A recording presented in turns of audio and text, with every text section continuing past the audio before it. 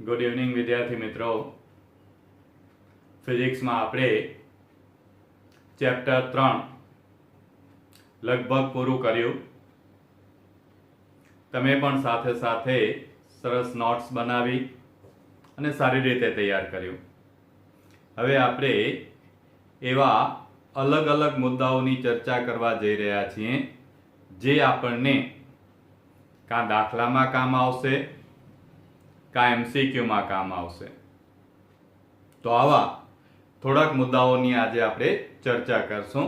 Chapter 3 એમાં પહેલો point આપણે લેવો છે જે સામાન્ય રીતે 2 માર્કના પ્રશ્નમાં પણ પૂછે છે સ્કૂલમાં અને ખાસ કરીને એમસીક્યુમાં જરૂર પડે છે. તો એવો પોઈન્ટ છે વાહનનું સ્ટોપિંગ ડિસ્ટન્સ.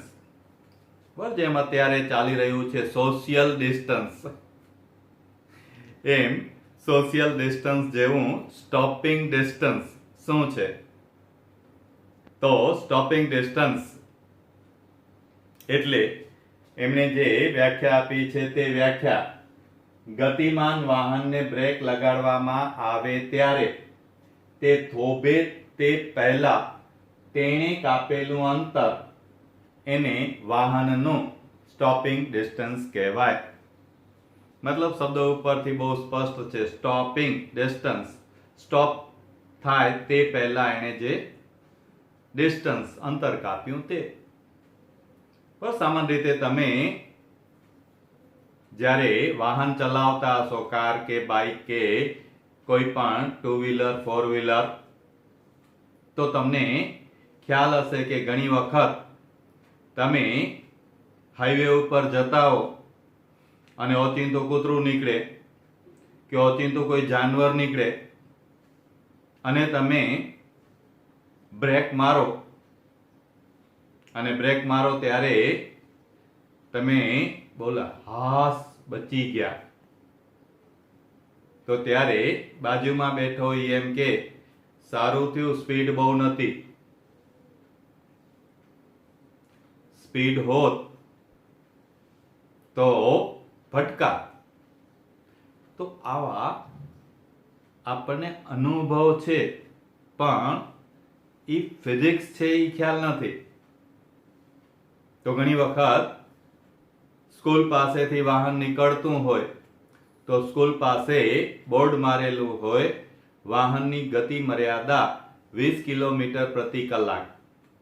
કાં તો કે જો વાહનની ઝડપ 20 કિલોમીટર પ્રતિ કલાક હશે તો ઓચિંતી બ્રેક મારવી પડશે તો પણ વિદ્યાર્થીને એ કાર અથડાશે નહીં.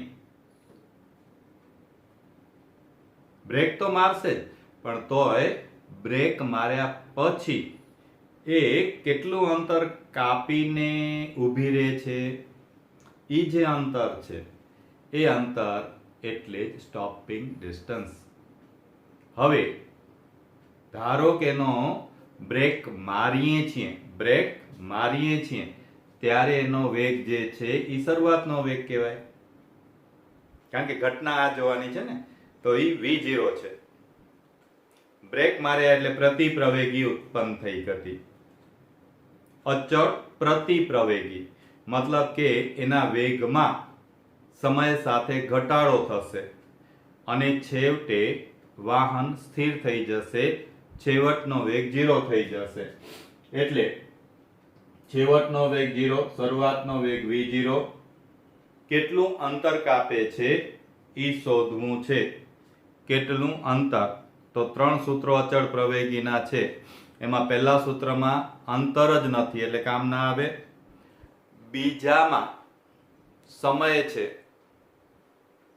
પણ છેવટનો વેગ નથી.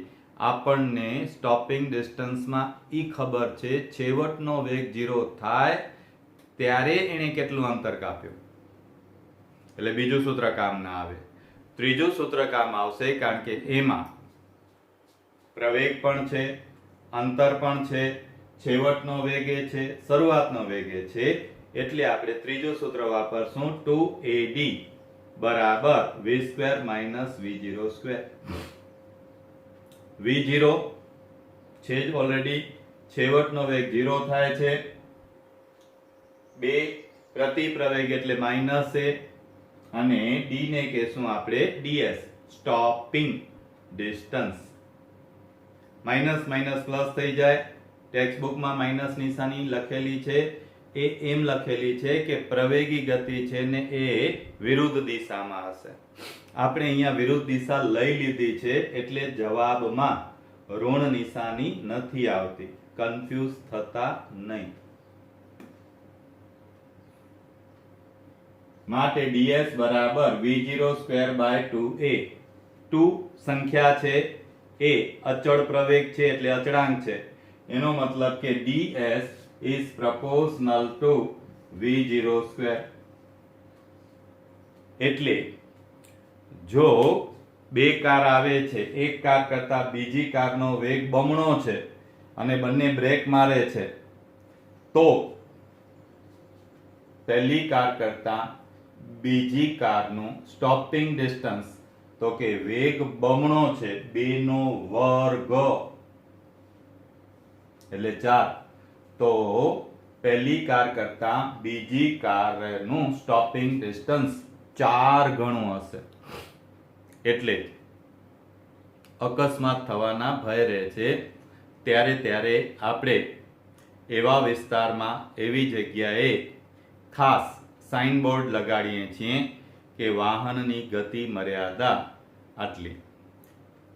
કેટલીક વિશિષ્ટ કારો માટે આપણે જોઈએ તો એમાંથી કોઈ એક કાર લેખકે પસંદ કરી છે અને એને અનુરૂપ એમને ગણતરી કરીને એપ્રોક્સિમેટલી જાણકારી માટે જવાબ આપ્યા છે. પરીક્ષામાં લખવાની જરૂર નથી કે કોઈ એક વિશિષ્ટ કાર માટે, વિશિષ્ટ એટલે એમ નહીં કે વિશિષ્ટ, પણ એમ કોઈ એક કાર ઉપર જેની પર પ્રયોગ કર્યો તો એમ કે વેગ 11 તો એનું સ્ટોપિંગ ડિસ્ટન્સ આવે છે 10 મીટર. કારનો કારનો વેગ 15 તો સ્ટોપિંગ ડિસ્ટન્સ થાય છે 20. કારનો વેગ 21 તો સ્ટોપિંગ ડિસ્ટન્સ મળે છે 34 મીટર અને કારનો વેગ 25 મીટર પ્રતિ સેકન્ડ તો સ્ટોપિંગ ડિસ્ટન્સ મળે છે 50. કહેવાનો મતલબ અહીંયા એ જ છે કે જેમ વેગ વધુ હશે તેમ સ્ટોપિંગ ડિસ્ટન્સ પણ વધુ મળશે. ઉદાહરણ તરીકે હમણાં મેં બે આપ્યા કે શાળાકીય વિસ્તાર હોય તો ત્યાં ગતિ મર્યાદા માટેનું સાઇન બોર્ડ લગાવવું જરૂરી છે, જેથી કરીને આવા અકસ્માતો નિવારી શકાય. અથવા તો કોઈ એવા અજાણ્યા રસ્તા ઉપર જતા હોઈએ ત્યારે કારનો વેગ કે વાહનનો વેગ એટલો ન રાખવો જોઈએ કે જેથી કરીને આપણે બ્રેક મારીએ તો પણ એ આગળની કાર સાથે ભટકાઈ જાય. એટલે સામાન્ય રીતે ફોરેનમાં એક કાર અને બીજી કાર વચ્ચેનું અંતર ઓછામાં ઓછું સામાન્ય રીતે 10 મીટર રાખતા હોય છે. એના પાછળનું કારણ જ એ છે કે સામાન્ય રીતે એ બ્રેક મારે તો પણ તમે એને સાચવી શકો કે બ્રેક લાગ્યો, લાલ સિગ્નલ થયું, તમે બ્રેક માર્યા તો પણ એ સ્ટોપિંગ ડિસ્ટન્સ એટલું હોય કે જેથી કરીને એ બીજી કાર, આગળની કાર સાથે ભટકાય નહીં. તો આ રીતે રોજબરોજ વ્યવહારમાં સ્ટોપિંગ ડિસ્ટન્સનો આપણે ઉપયોગ કરીએ છીએ. જાણકારી માટે ખૂબ અગત્યનો છે. તો બીજો પોઈન્ટ છે પ્રતિક્રિયા સમય, જે આમાં ચર્ચા આવી જ. પ્રતિક્રિયા સમયનો મતલબ કે રિએક્શન ટાઈમ, મતલબ કે તમે જે પણ ઘટના જુઓ છો એનું રિએક્શન કેટલા સમયમાં આપો છો એને કહેવાય છે એનો રિએક્શન ટાઈમ, પ્રતિક્રિયા ટાઈમ. જેમ કે તમે કાર ચલાવતા હતા, ઓચિંતું કૂતરું નીકળ્યું તો કૂતરું નીકળ્યું ત્યાં જ તમારી કારને બ્રેક મારશો એવું નથી. બરાબર, માઇક્રો સેકન્ડની વાતો છે. તો અહીંયા જ મારીએ ને, અરે નહીં, તમે જોયું ને તરત પહેલા શું થયું, તમે કૂતરો આડો નીકળ્યો એ જોયું એટલે સંદેશો મગજને ગયો, મગજે કમાન્ડ આપ્યા પગને અને પગે બ્રેક માર્યા તો ત્યાંથી ત્યાં સુધી બ્રેક માર્યો એના વચ્ચે કંઈક સમય ગયો, તો એ જે પણ સમય ગયો 0.1 સેકન્ડ કે 0.2 સેકન્ડ કે 0.3 સેકન્ડ કે કેટલાક મિલી સેકન્ડ, પણ એ સમય તો લાગે છે જ. પછી આપણે એની પ્રતિક્રિયા આપીએ છીએ અને બ્રેક માર્યા પછી આટલું ડિસ્ટન્સ કરે છે. એટલે ખરેખર આપણે બે ગણતરી કરવી જોઈએ, પ્રતિક્રિયા સમય અને કેટલું ડિસ્ટન્સ કાપશે એ બંને. કારણ કે પ્રતિક્રિયા આપશું પછી બ્રેક લાગશે, બ્રેક લાગ્યા પછી એ એટલું અંતર તો કાપશે જ. હા, એનો તમે પ્રયોગ ઘરે કરવો હોય તો કરી શકો. બે જણ, બે ભાઈ કે બે ભાઈબંધ કે ભાઈ બહેન થઈ અને એક ફૂટપટ્ટી પકડે, બીજો અહીંયા નીચે આને આમ પકડે, અહીંયા જ્યાંથી જવાની હોય, એક બે વખત પહેલા પ્રેક્ટિસ કરી લે પછી, અને હવે મોબાઈલમાં સ્ટોપ વોચ આવે છે, બરાબર. હવે અહીંયાથી ફૂટપટ્ટી જે છે એ ખબર છે કે કેટલી 30 સેન્ટીમીટરની હોય, અથવા મોટી 1 મીટર વાળી ફૂટપટ્ટી લ્યો તોય વાંધો નથી, પણ એમાં અંતર ખબર છે. હવે આ ફૂટપટ્ટી છે અહીંયા છે, તો આટલા ને આટલા અંતરે હવે અહીંયા રાખીએ આપણે અને અહીંયાથી છોડી દઈએ.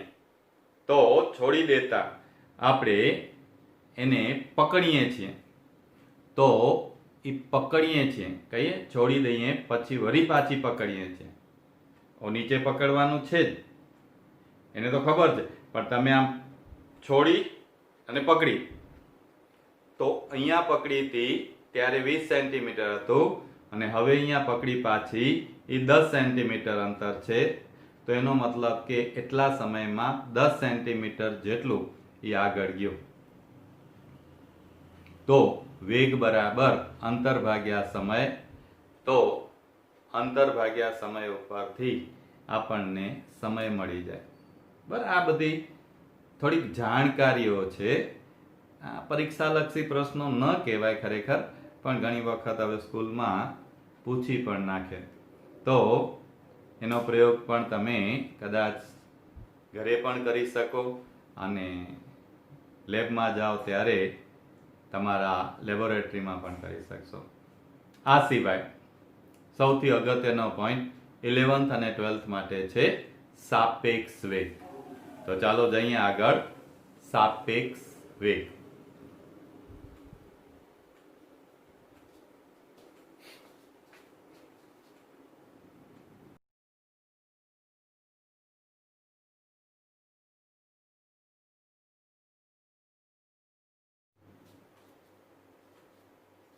તો સાપેક્ષ વેગનો ટોપિક 3.7, જે થિયરીની રીતે કદાચ તમને થોડોક ડિફિકલ્ટ લાગશે, પણ દાખલાને MCQ કરવા માટે હું છેલ્લે જે ટ્રીક આપું છું એ ટેકનિકને પકડી રાખજો, તો તમારા દાખલાને MCQ થઈ જશે અને એ પાછું 12મા સુધી હાલશે. સાપેક્ષ વેગ મજા આવે અહીંયા ટપલી મારી જશે, એટલે સમજી લેજો, સમજવું જરૂરી છે. સાપેક્ષ વેગ, રિલેટિવ વેલોસિટી. તમે સાયન્સના વિદ્યાર્થીઓ છો એટલે સાંભળ્યું હશે કે આઇન્સ્ટાઈને જે સાપેક્ષવાદ આપ્યો, રિલેટિવિટી થિયરી આપી, એમાં એમને નોબેલ પ્રાઇઝ મળ્યું. એમને વાત કરી કે દરેક પદાર્થ હંમેશા સાપેક્ષે ગતિમાં હોય છે. આપણે બધા જે પણ ગતિ વિચારીએ છીએ એ કોઈને કોઈની સાપેક્ષે છે. જેમ કે હું બસ સ્ટેન્ડ ઉપર ઊભો છું અને ત્યાંથી એક કાર પસાર થાય છે, તો એ કાર મને ગતિમાં દેખાશે, કારણ મારી સાપેક્ષે એની ગતિ છે. હું સ્થિર છું, એનો વેગ 40 કિલોમીટર પ્રતિ કલાક છે, તો મને એ કારનો વેગ 40 કિલોમીટર પ્રતિ કલાકનો દેખાશે, કારણ કે હું સ્થિર છું. તો એની બાજુમાં એક બીજી કાર પણ જાય છે, એને પણ હું જોઉં છું, તો મને એ પણ 40 કિલોમીટર પ્રતિ કલાક દેખાય છે. તો મારી સાપેક્ષે પહેલી કારનો વેગ પણ 40 કિલોમીટર પ્રતિ કલાક છે, બીજી કારનો વેગ પણ 40 કિલોમીટર પ્રતિ કલાક છે, પણ બંને કારવાળા એકબીજાને જુએ છે. હાય તો બંને એકબીજાને સ્થિર દેખાય છે. આપણને બંને ગતિમાં દેખાય છે, જ્યારે કાર એ વાળાને કાર બી સ્થિર દેખાય છે, અથવા કાર બી ને કાર એ સ્થિર દેખાય છે. મતલબ કે ગતિ સાપેક્ષે છે. તમને ઘણી વખત આવો અનુભવ થયો હશે, જો ટ્રેનમાં ક્યારેક મુસાફરી કરી હોય તો, કે આપણી ટ્રેન અમદાવાદ જંકશને ઊભી હોય, પછી બીજી ટ્રેન પણ આવે અને એ બાજુમાં ઊભી રહે, બંને ઊભી છે, આપણે બાજુમાં જોઈએ છીએ, કેમ છો? હવે તમને આવો અનુભવ થયો હશે કે સામેવાળાની ટ્રેન ઉપડી, તમને તે ક્ષણે અનુભવ થશે કે તમારી ટ્રેન ઉપડી, અને તમારાથી રાડ પડાઈ જશે, એ હાલો ટ્રેન ઉપડી. પછી તમે બીજી બાજુ જોશો તો તમને દેખાશે કે ઓહો, ચાયવાળાનો સ્ટોર હજી અહીંયા જ પડ્યો છે, બારીમાંથી જ્યાં છે અહીંયા જ દેખાય છે. એટલે તમને થશે હાસ, આપણી ટ્રેન નથી ઉપડી, નહીંતર ભાઈ નીચે ચા લેવા ગયો છે એ રહી જાત, અથવા પપ્પા નીચે ઉતર્યા છે એને દોડવું પડે. ત્યારે આપણને લાગે કે ખરેખર આપણી ટ્રેન નથી ઉપડી, એ સામેવાળાની ટ્રેન ઉપડી. તો તમને એવો પણ અનુભવ થયો હશે કે તમે ટ્રેનમાં બેઠા હો અને આમ બારે સરસ જોતા હો, તો તમને એમ લાગશે કે જાણે ઝાડવાઓ, મકાનો એટલે કે વિરુદ્ધ દિશામાં જતા હોય.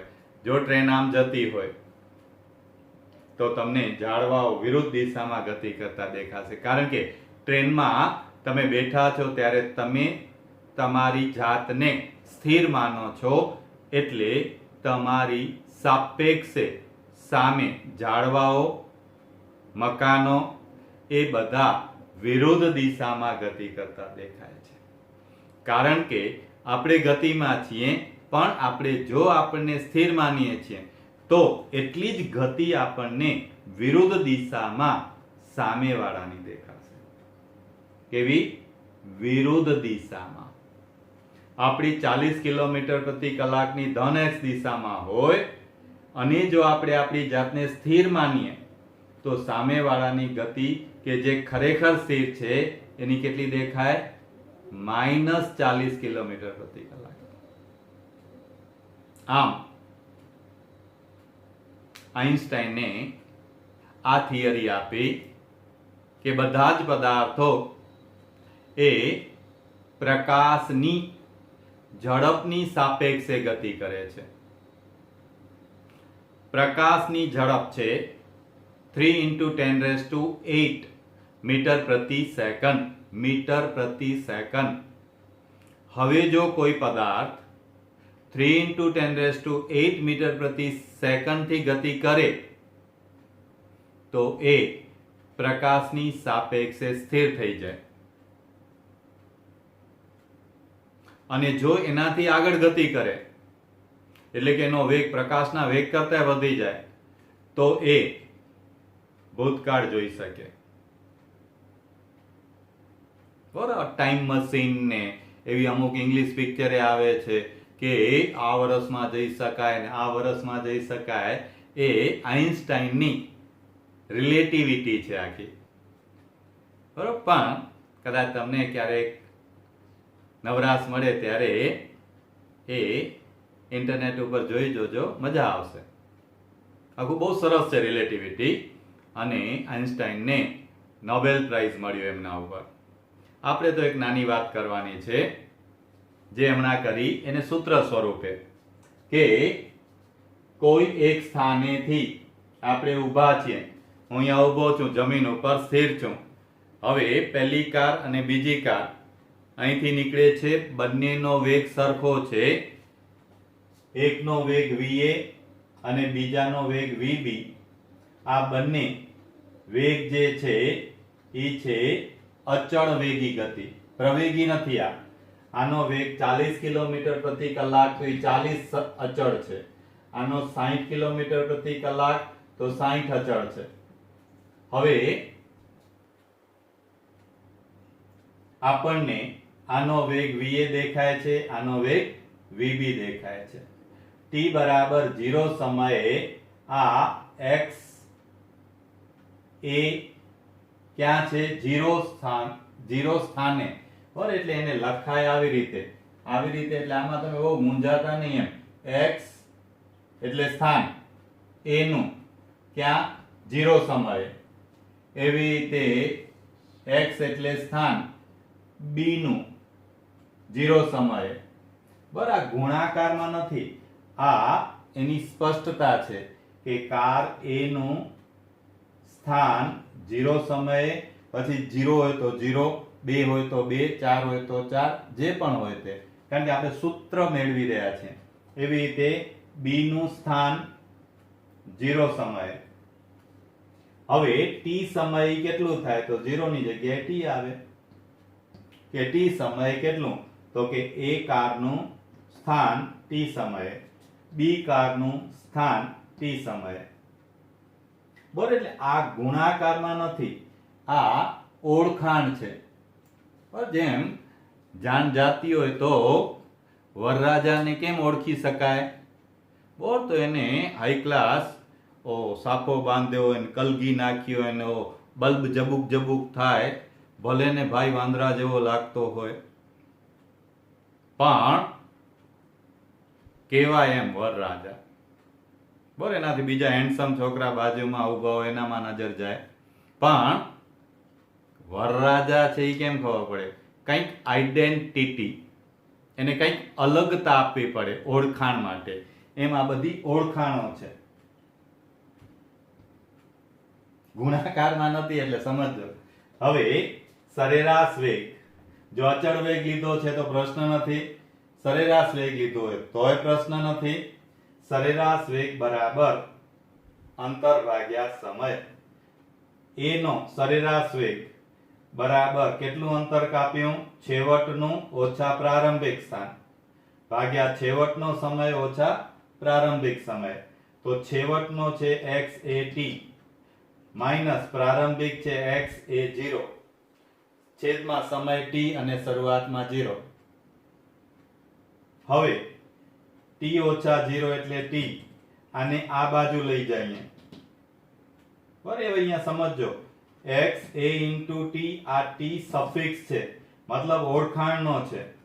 જ્યારે અહીંયા t ગુણાકારમાં ખરેખર છે, કાં તો કે વેગ ગુણ્યા સમય બરાબર અંતર, વેગ ગુણ્યા સમય બરાબર આ એને અંતર કાપ્યું ઈ છે. હવે છેવટનું અંતર કેટલું હોય? તો આ માઈનસ છે, આ બાજુ જાય તો પ્લસ થઈ જાય. એવી જ રીતે b માટે.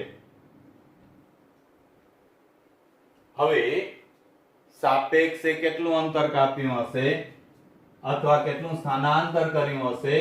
બે સ્થાનો વચ્ચેનું અંતર, એટલે છેવટનું ઓછા પ્રારંભિક, છેવટનું ઓછા પ્રારંભિક.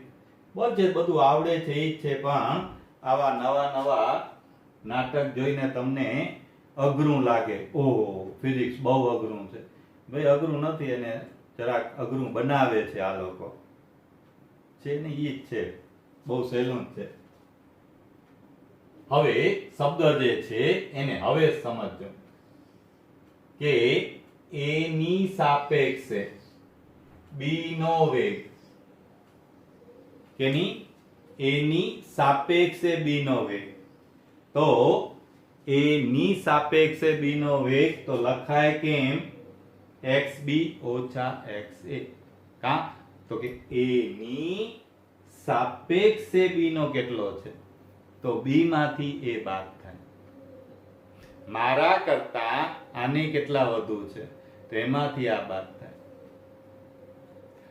a ની સાપેક્ષે b નો વેગ કેટલો છે તો b ના વેગમાંથી a નો વેગ બાદ થાય એવી જ રીતે આમ પણ કહી શકાય vba બરાબર vb va એટલે આ સમજાઈ ગયા પછી આમ જ લખવાનું છે b no b a no a એને કહેવાય શું vba અને vba નો અર્થ શું તો કે એનાથી આગળનો સ્ટેપ a ની સાપેક્ષે b નો વેગ તેને કહેવાય vba એવી રીતે ઊંધું b ની સાપેક્ષે a નો વેગ તો b ની સાપેક્ષે a નો વેગ તો vab હવે આની સાપેક્ષે મને ખબર છે ટ્રેનમાં હું જતો હોઉં તો મારી સાપેક્ષે ઝાડનો વેગ એટલો છે પણ વિરુદ્ધ દિશામાં તો ઝાડની સાપેક્ષે ટ્રેનનો વેગ એટલો જ છે પણ ધન દિશામાં મતલબ એની વિરુદ્ધ દિશા સાપેક્ષ એટલે vba બરાબર -vab જો મારો વેગ ટ્રેનનો ધન ગણું 40 કિલોમીટર પ્રતિ કલાક તો મારી સાપેક્ષે ટ્રેનની સાપેક્ષે ઝાડનો વેગ -40 કહેવાય માઇનસનો મતલબ એ વિરુદ્ધ દિશામાં દેખાય બહુ ક્લિયર છે આપણે આમ જતા હોઈએ તો આમ દેખાય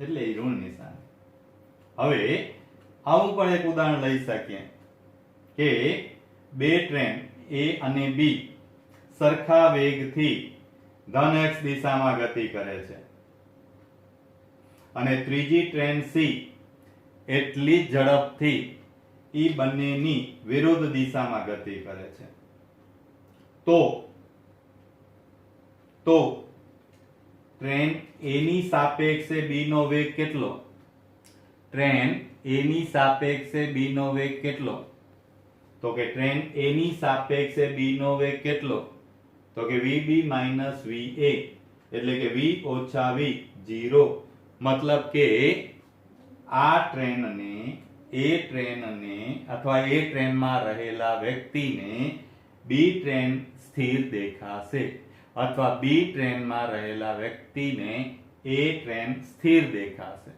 બરાબર બંને જણા આવી રીતે સરખા વેગથી એક જ દિશામાં જતા હોય તો આની સાપેક્ષે આનો વેગ 0 જ દેખાય એટલે આ ટ્રીક છે કે બંને એક જ દિશામાં જતા હોય ત્યારે સાપેક્ષ વેગમાં બંનેની બાદબાકી થાય કેવી રીતે યાદ રાખશો તમે ને તમારા મિત્ર અથવા એમે કહી શકો તમે ને તમારી બેનપણી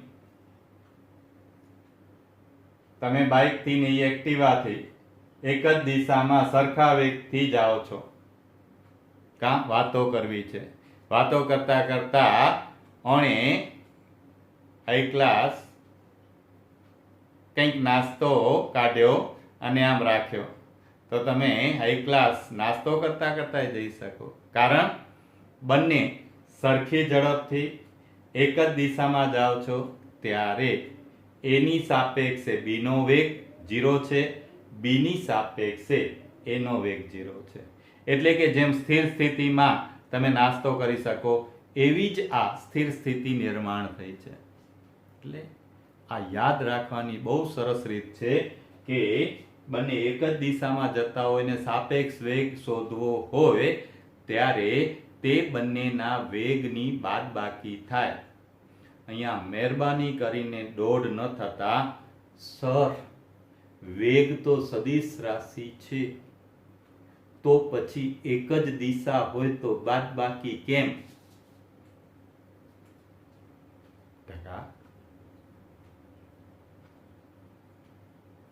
આ ઈ તો સમજાવીએ છીએ આટલી વાર થઈ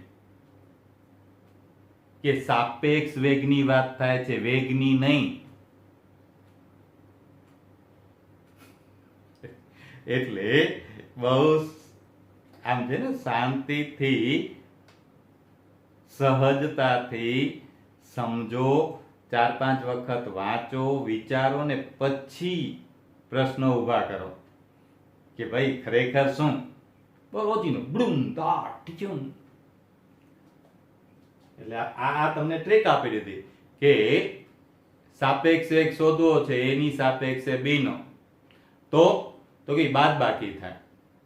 એનાથી ઊંધું જો વિરુદ્ધ દિશામાં આવતા હોય તો કે જો તમે કે એ ટ્રેન વાળાને સી ટ્રેનનો વેગ તો કે બંનેનો વેગ સરખો છે v અને v, પણ તમે ખરેખર અનુભવ કર્યો હશે કે ટ્રેનમાં તમે જાઓ છો સામેથી ટ્રેન આવે તમને એમ થાય જોયું સામેવાળાની ટ્રેન કેવી ઝડપ વાળી છે, આપણી ટ્રેન સાવ ધીમી હાલે છે.